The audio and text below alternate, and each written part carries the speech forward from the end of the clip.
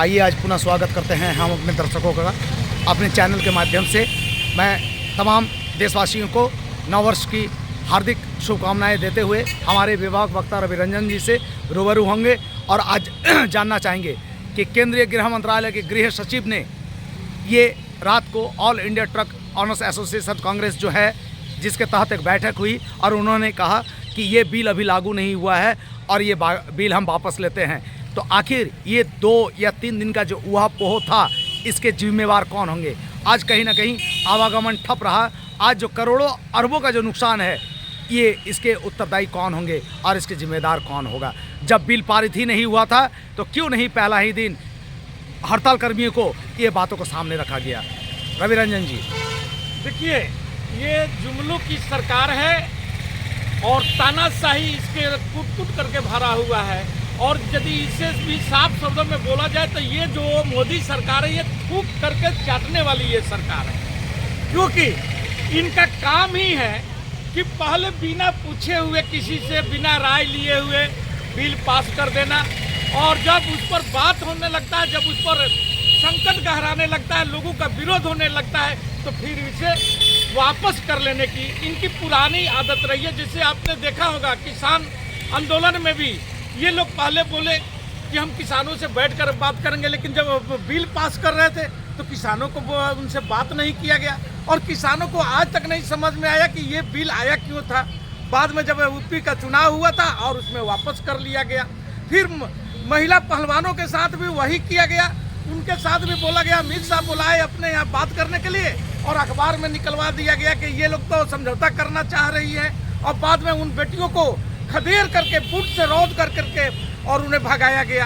वही हाल सेम यहाँ पर जो आपका ये ट्रक ड्राइवर एसोसिएशन का जो कल का हड़ताल था जो ट्रक ड्राइवरों का, उसके साथ भी वही चीज़ हुआ है। कल 7 बजे जो हमारे गृह सचिव जो अजय भल्ला साहब जो है उनके साथ में ट्रक एसोसिएशन के मालिक, उसका पूरा नाम है all India truck motor Congress association के नाम से वे जाने जाते हैं, और उसका अटवाल साहब जो है उन्होंने खुद बोल रहा है अपने बयान में कि ये हमसे खोखला वादा किया गया है।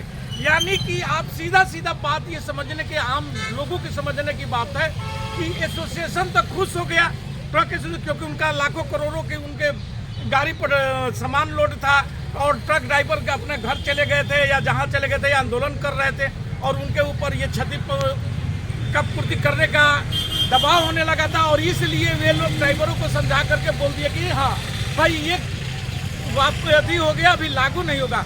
लेकिन मैं पूछना चाहता हूँ, और कानून के हिसाब से आप देखिए कि यदि कोई भी चीज़ का कानून को यदि लोकसभा, राज्यसभा और राष्ट्रपति के यहाँ से अनुमोदन हो जाता है, वो किसी का भी हिम्मत नहीं है उस कानून को वापस कर ले, जब तक फिर वह कैबिनेट में आकर के पास नहीं होता है, जिस ढंग से किसान का हुआ था। यानी कि ये लोग खोखले वादा इन सारे किसानों को दे करके, ट्रक एसोसिएशन को दे करके, और फिर एक बार जुमला फेंकने का ये लोग काम किए हैं। और इससे भली बात ही, अगर ट्रक ड्राइवर ये नहीं बात को समझते हैं तो उनके साथ वही होगा जो उन पहलवान बेटियों के साथ हुआ था। और उनको भी आज यदि अभी मान लीजिए कि किसी ट्रक ड्राइवर के आगे कोई एक्सीडेंट हो जाता है तो क्या FIR नहीं दर्ज होगा? और FIR यदि दर्ज होगा तो ये बतलावेंगे मोदी सरकार की किस धारा के अंतर्गत होगा? क्या हुआ 106/2 के अंतर्गत नहीं होगा? अगर यदि वो धारा के अंतर्गत होगा तो वही चीज़ लागू होगा जो 10 लाख रुपया का, जो इनका 10 लाख या 7 लाख का जुर्माना है और 10 साल की जेल की सजा है।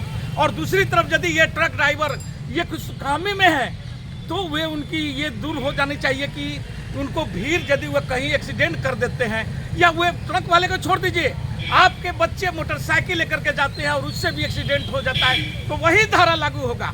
और आपका 4 पहिया वाहन है, यदि 4 पहिया वाहन के मालिक है तो आपके साथ भी वही धारा लागू होगा जो कि कानून पास किया गया है। और ये खोखली वादा करना बंद करे ये मोदी सरकार, क्योंकि लोगों को ये आज से नहीं बल्कि ये जब से सत्ता में आए हैं, अब उनका शुरुआत है नोटबंदी का, उसका क्या हश्र हुआ कि 7 साल के अंदर में ही इनको 2000 नोट का वापस लेना पड़ गया। और उसके बाद GST लाए, जो कि आज तक कोई भी व्यवसायी नहीं समझते हैं कि ये GST किस पर लागू है, जबकि इनका ही कहना था, यही मोदी सरकार बोला था। मोदी जी हर भाषणों में बोलते हैं आज भी कि वन नेशन वन टैक्स, कहाँ गया हुआ है भाई? आज सब हर टैक्स हम पर लग ही रहा है, तो फिर ये जीएसटी लागू करने का तात्पर्य क्या रहा? और वही बात हुआ है जो किसानों के साथ हुआ।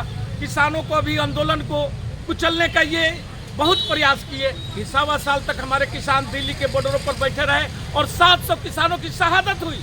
और बाद में जब यूपी में ये देखे कि हम चुनाव हार जाएंगे तो ये वापस ले लिए थे। और पहलवान बेटियों के साथ भी ऐसा ही हुआ। यानी हमेशा ये इनके बारे में जो बोला जाता है कि मोदी किसी का नहीं, कोई इसका सागा नहीं जिसको इसने ठगा नहीं है। और वही काम फिर एक बार ये ट्रक ड्राइवरों के साथ में वही खेल खेला जा रहा है। यदि अभी भी ट्रक ड्राइवर ये बात को नहीं समझे, क्योंकि एसोसिएशन उसमें ट्रक ड्राइवर कहीं पर भी उपस्थित नहीं था। कहीं भी उस मीटिंग में जो 7 बजे कल मीटिंग हुआ है और उसके अंतर्गत इस हड़ताल को वापस लिया गया है। क्या हड़ताली एसोसिएशन के लोग थे या ट्रक ड्राइवर और ट्रक खलासी थे और बस ड्राइवर बस खलासी थे? क्योंकि भुगतना उनको पड़ता है। जब पब्लिकों की मार पड़ती है तो उन्हें मार पड़ती है, वे ट्रक मालिकों के ऊपर नहीं पड़ता है।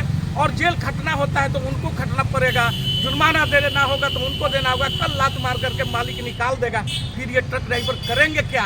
तो अभी के जो ट्रक ड्राइवर हैं इन विषम परिस्थितियों से गुजर रहे हैं और सब कुछ देख रहे हैं, तो उनका 2024 अब की बार 400 के पार उनका क्या रोल होगा? ये देखिए, फिर ये लोग एक ऐसा जुमला अपना बना करके रख दिए हैं जिसमें इनका कहीं योगदान नहीं है राम मंदिर के बारे में।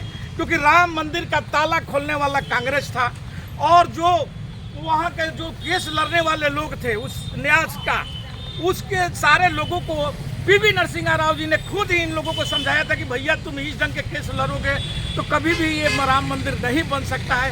और जब वे लोग गृह मंत्री जी चौहान साहब जो थे वो भी समझाए थे। और बाद में जब वे उस लाइन पर गए और वही लाइन पर जो कांग्रेस बोलते रहा था कि कोर्ट के द्वारा जो फैसला होगा वही होगा, क्यों नहीं 5 साल पहले वाले जो सरकार इनका फर्स्ट अवधि में आए थे उस समय ये राम मंदिर की घोषणा की और बनाने का काम किए थे। लेकिन जब सेकेंड बार में कोर्ट का ही फैसला आया और उसी के अंतर्गत यदि मंदिर बना तो फिर ये उसका अपने ऊपर ये एहसान क्यों ले रहे हैं कि मैंने ये मंदिर बनाया और जो राम को लाए हैं वो हम उनको लाएंगे? ये सब जुमले बुलवा करके और आम पब्लिकों को गुमराह करने का जो ये काम करते हैं, इसे जनता को समझना होगा। क्योंकि इनका काम ही है कि हमेशा पहले लड़ा दो लोगों को और जब लोग लड़ जाते हैं लोग उस पर हंगामा करना शुरू करते हैं तो वे धीरे से ना कुछ बोल करके समझा करके और फिर उसको वापस करने का नाटक करते हैं।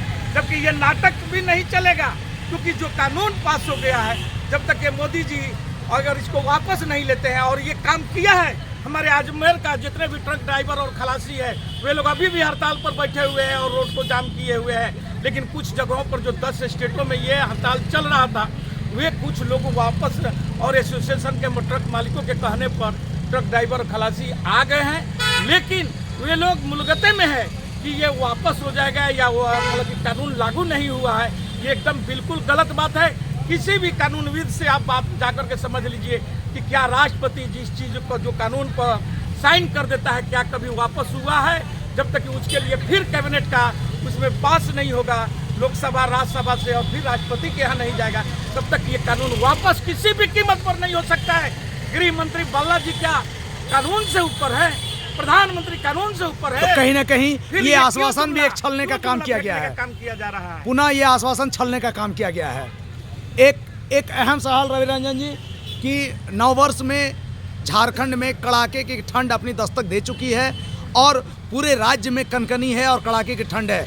इसी बीच आज 3/1/2024 को नरेंद्र मोदी जी का हथियार ईडी भी दस्तक दे चुकी है और आज साहेबगंज के उपायुक्त के यहाँ, वहाँ के विधायक के यहाँ, इनके हेमंत सोरेन के प्रेस सलाहकार पिंटू के यहाँ करीबन 11 जगहों पे 10-11 जगहों पर ईडी का छापा चल रहा है। तो क्या हेमंत सोरेन को क्या पुनः तैयारी है इस तरह का घेरने का? देखिए, इस देश में एगो मात्र हरिश्चंद्र के औलाद यदि है तो वह मोदी और अमित शाह ही है। बाकी इस देश में जितने भी विपक्ष के लोग हैं या जनता है वह भेड़ बकरी है या उनका कोई मान मर्यादा नहीं है।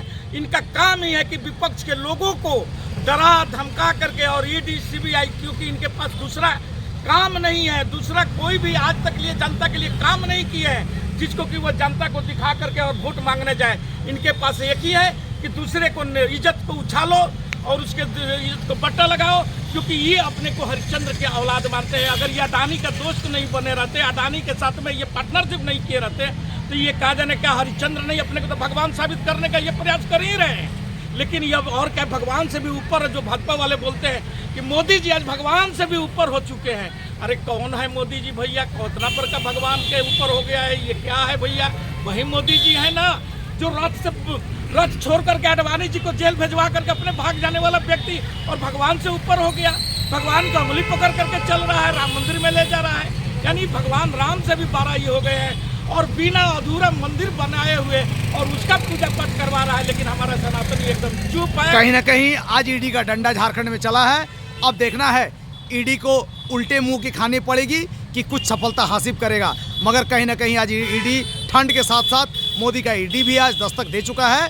दर्शकों को इंतजार रहेगा आगामी दिन के लिए कि क्या कुछ ईडी कर गए। जय हिंद, जय भारत।